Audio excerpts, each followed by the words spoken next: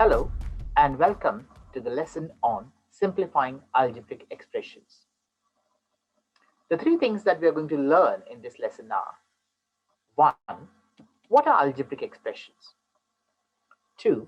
How do we add or subtract algebraic expressions? And 3.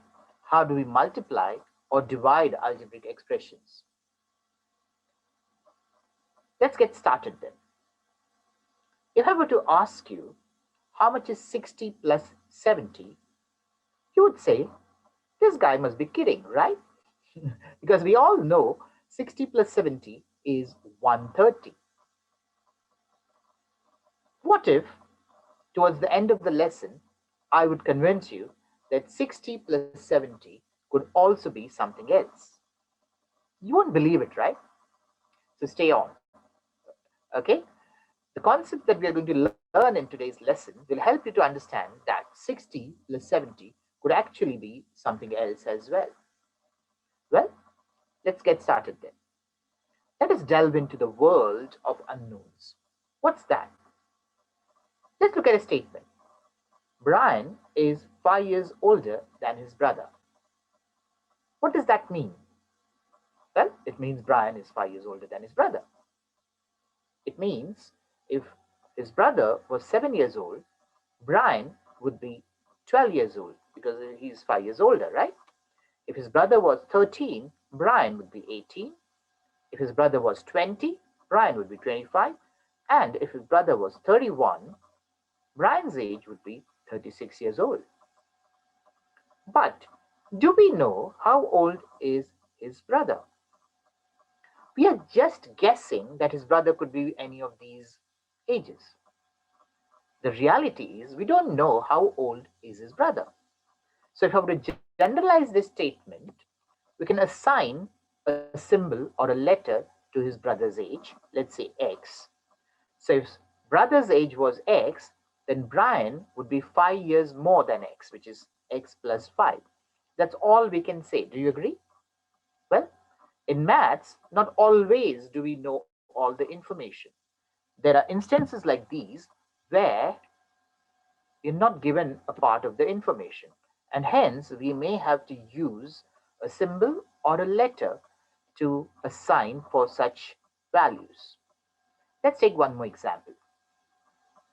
Bella is twice as old as her daughter. What does that mean now? Well, if her daughter was 18 years old, Bella's age would be twice of that, which is 36. If her daughter was 21, Bella would be 42. If her daughter was 30, Bella would be 60. And if her daughter was 34 years old, Bella would be 68 years old. But the reality is, nowhere in the question have we been given her daughter's age. We are just assuming that her daughter could be one of these ages. Okay? Again, her daughter's age is unknown. So let's assign a letter to her daughter's age. Let's say X. So all I can say is Bella's age would be twice of X, 2 times X, right? So there are situations in life where we are not given all the information. And such a branch in maths is called algebra.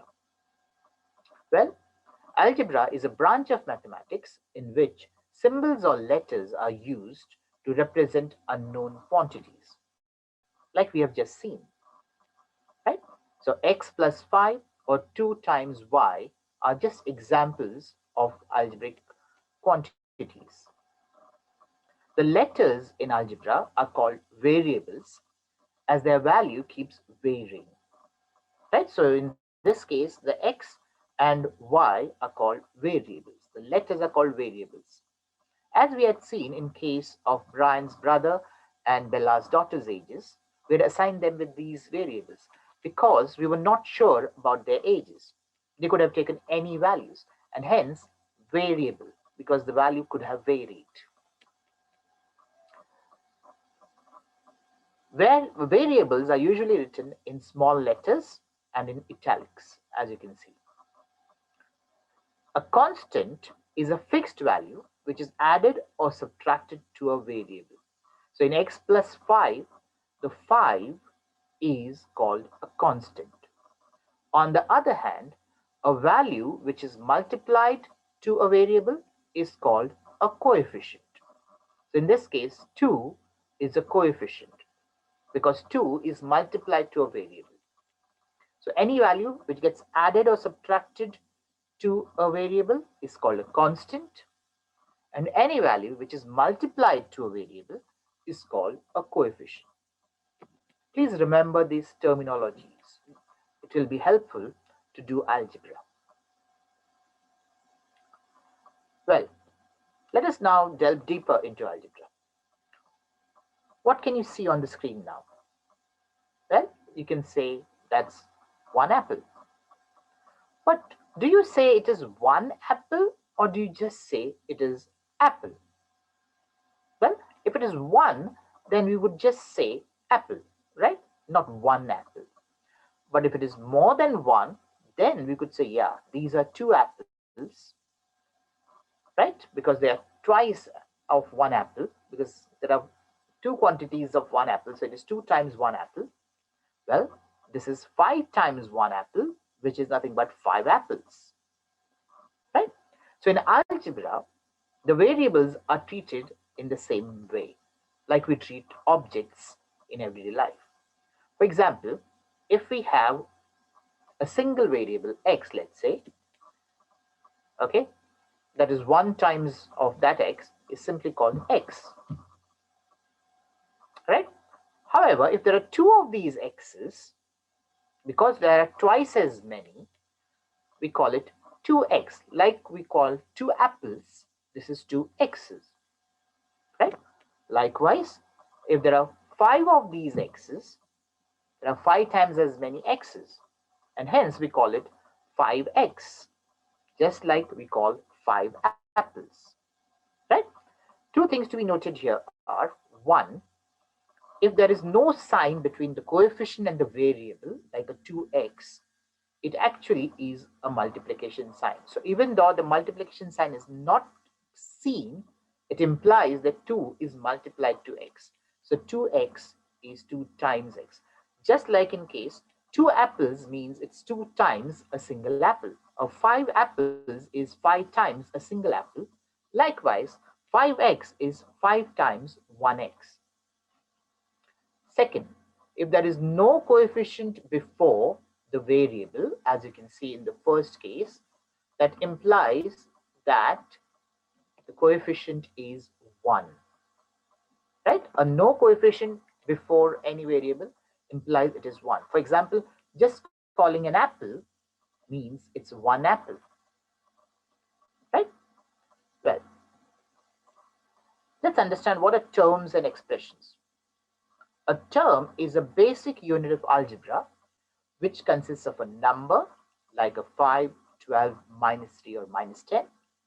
It can also consist of a variable like a x, y, a, or m, or it could be any combination of a coefficient and a variable multiplied or divided to each other. For example, 5x, 3y, xy, 7xy, 8x over y. Each of these is a term.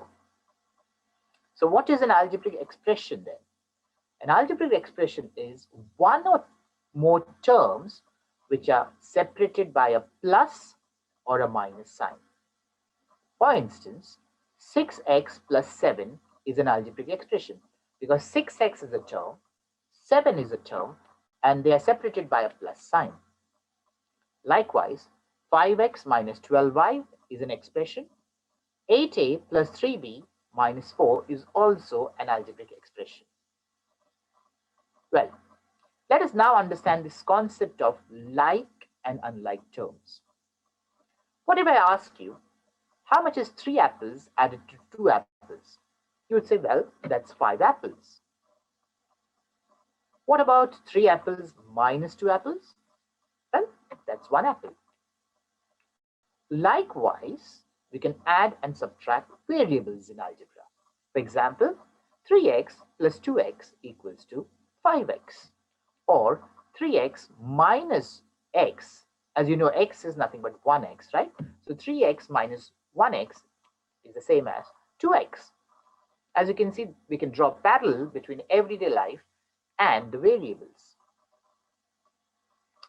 Well, if I ask you how much is 3 apples plus 2 oranges?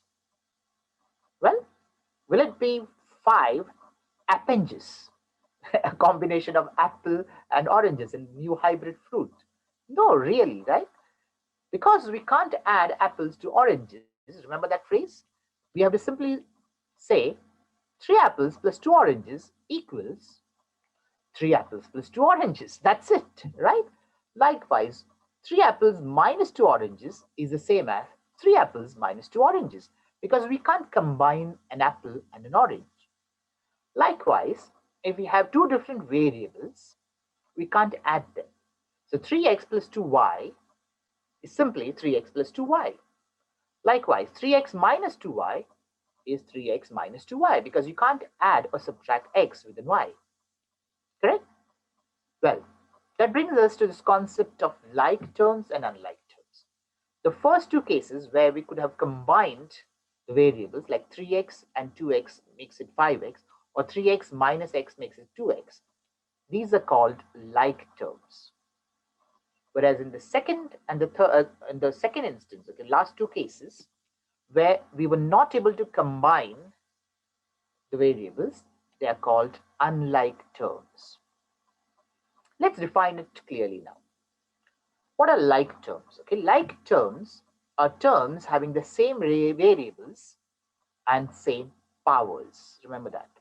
So 7x squared y, x and y are the variables, and they have the power, x has a power of 2 and y has a power of 1. And 3x squared y, okay, that again has variables x and y, with x having power of 2 and y having power of 1. So these two are like terms, right? So the coefficients may or may not be the same. Like in this case, the first term has a coefficient of 7, the second one has a coefficient of 3. As long as the variables are same and have the same power, that qualifies it as like terms. Secondly, the order of the variables may be different. For example, look at this, 7x squared y and 3yx squared. Now you know, when I write x squared y, it is basically x times y. So I can swap the order. I can write it as y times x, which is yx squared. Still, that qualifies as like terms because the variables are the same, x and y, and they have the same powers. X has a power of 2, y has a power of 1. Right? So what are unlike terms?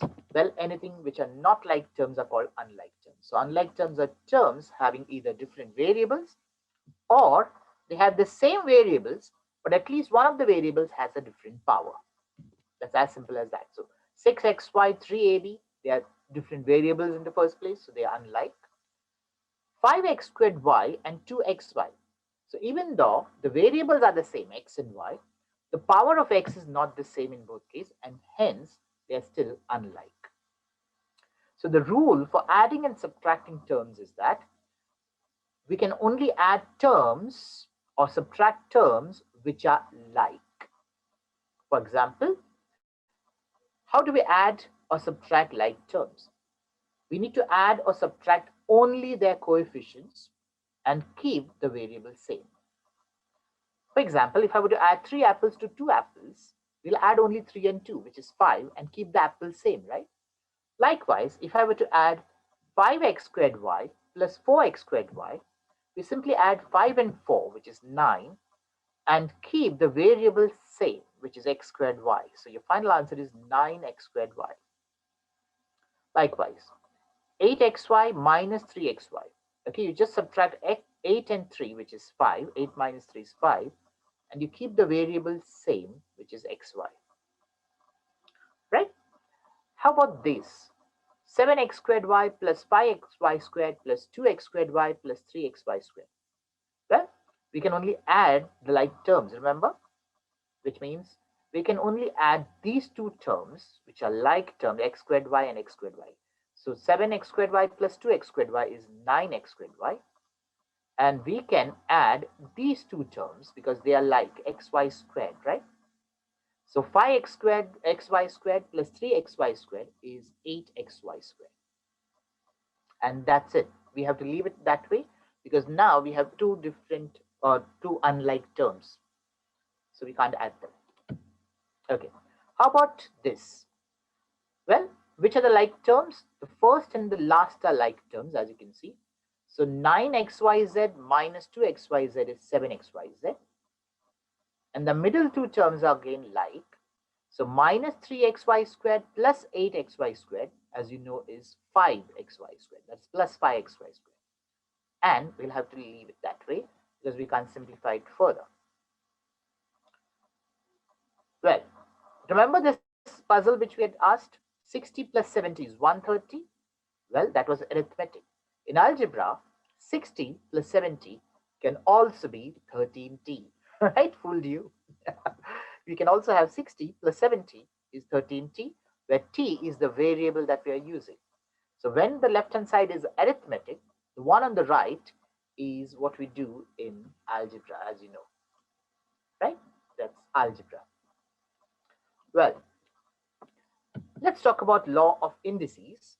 And then from there, we'll understand how do we multiply and divide algebraic expressions. Well, we all know if I multiply 3 to itself 5 times, it is the same as 3 to the power of 5. That same rule applies to variables as well. So x multiplied to itself 5 times is x to the power of 5. How about two different numbers? 2 multiplied to itself 3 times and 5 multiplied to itself 2 times is the same as 2 cubed times 5 squared. Ditto for the variables. If I have x multiplied to itself 3 times and y multiplied to itself 2 times, it's x cubed times y squared. And as you know, in case of variables, the multiplication sign is never written. Okay, the moment we combine them, it is implied that the sign in between is multiplication. So that's x cubed y squared. What about 7 cubed times 7 squared? We know law of indices. We can add the indices and leave the base the same. So 7 to the power of 5, correct? The same is the case with this. X cubed times x squared is x to the power of 5. So you add the indices, leave the base the same. In case of division, you subtract the indices. So 5 to the power of 6 divided by 5 to the power of 4 is 5 to the power of 6 minus 4, which is 2, correct? The same is the case with variables. X to the power of 6 divided by x to the power of 4 is the same as x to the power of 2. 6 minus 4 is 2, leave the base the same, right? And what about this? 4 cubed, the whole raised to 2 is the same as 3 times 2, which is 6, 4 to the power of 6. Now, you should have done laws of indices in one of the previous lessons, remember. So I'm not delving too much into laws of indices here, but I'm drawing parallels between numbers and letters. Because letters are used to represent numbers, okay, they follow the same rule. So x cubed, the whole raised to 2 is the same as x to the power of 3 times 2, which is 6. Well, we also know any number raised to the power of 1 is itself. So 3 to the power of 1 is 3. And any number to the power of 0 is 1. So 3 to the power of 0 is 1. The same applies to variables.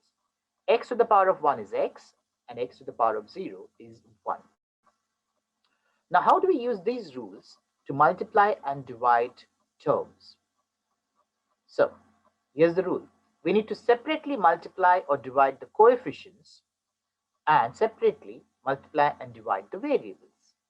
For example, if I had to do 4x times 3y, I'll multiply 4 times 3 separately, which is 12, and x times y separately, which is xy. So your final answer is 12xy.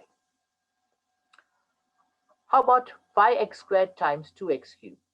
Once again, you multiply the coefficients separately. So 5 times 2, which is 10, and x squared times x cubed. As you know, the bases are the same, so you add the indices. That is x to the power of 5. So your final answer is 10x to the power of 5. What about 14x squared divided by 7y? Once again, you divide the coefficients separately. So 14 divided by 7, which is 2, and then you divide the variable separately. But unfortunately, x squared cannot be divided by y because there's no factor which is common between x and y. So you leave it as it is, x squared over y. So your final answer is 2x squared over y. 15x to the power of 5 divided by 3x squared. You divide the variables, the coefficients separately. So 15 divided by 3 is 5. And you divide the variables separately. So x to the power of 5 divided by x squared, as you know, is x to the power of 5 take away 2, which is x cubed. So the final answer is 5x cubed. And finally, 4x divided by 12x to the power of 4. Divide the coefficient separately. 4 divided by 12 is 1/3. And x divided by x to the power of 4, as you know, you'll be left with x cubed in the denominator. Right? Laws of indices. So your final answer is 1 divided by 3x cubed. Well, that's the end of this lesson. I hope you understood what are algebraic expressions and how do we add and subtract them. Remember, like terms can be added and subtracted, unlike terms cannot be. And finally, we learned how do we multiply and divide algebraic expression, especially using the laws of indices. I hope you understood whatever was taught in this lesson. Thank you.